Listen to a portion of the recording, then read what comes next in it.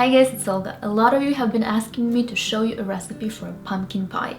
I did have a recipe, but I wasn't completely happy with it, so I played around with it a little bit and I think it turned out pretty epic. This pumpkin pie is actually raw vegan, so there is no bacon required, and of course it's also gluten-free and free of refined sugars. I know you're going to love it, so let's get started.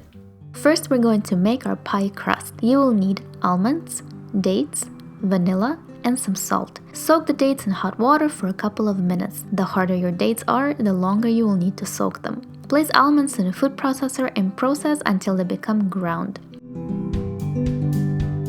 Then add the rest of the ingredients and pulse until everything is combined. Depending on the consistency, sometimes I add a bit of water to help everything stick together better. When you're done, this is what your crust should look like. It should have a sticky texture. Get a pie pan. I'm using my old friend springform pan here. And start pressing the crust into the bottom of the pan.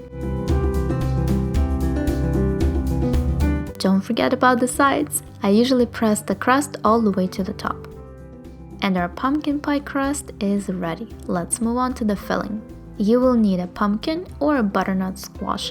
Personally, I prefer to use butternut squash for this recipe because it has milder flavor and it's also much easier to find in grocery stores. You will also need coconut milk, dates, maple syrup or another liquid sweetener of your choice, vanilla, and salt. For the spices, I'm going to add ground ginger, cinnamon, nutmeg, and turmeric. So I went ahead and cut my butternut squash into cubes. Then I'm going to use my food processor to shred it. Shredding is important because you do not want to break your blender later. Trust me. Next, I'm just combining all of the ingredients in my Vitamix blender.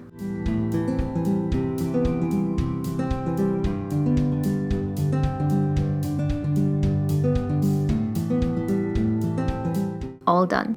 Now let's blend all this goodness together. As always, the full recipe for this pie with measurements and directions will be posted on my website at fablunch.com. Yum, this filling is actually really good. Now I'm just pouring the filling into the pie crust and smoothing it with a spoon. Next, I'm going to place the pie to set in the fridge for about 6 hours. You can also do it overnight. And your pie is now ready. So let's cut ourselves a big slice.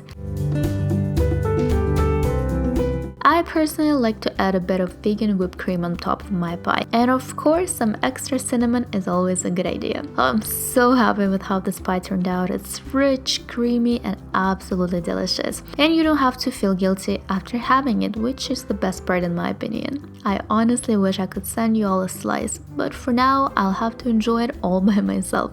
If you're going to recreate this pie, please make sure to tag me on Instagram. I will absolutely love to see your photos. Thank you so much for watching. I hope that you guys enjoyed this video. Please give it a thumbs up to let me know that you did, and subscribe to my channel down below for more healthier recipes like you saw today.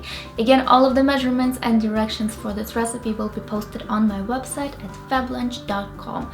Do let me know in the comments if you have any other fall inspired recipes that you want me to show you.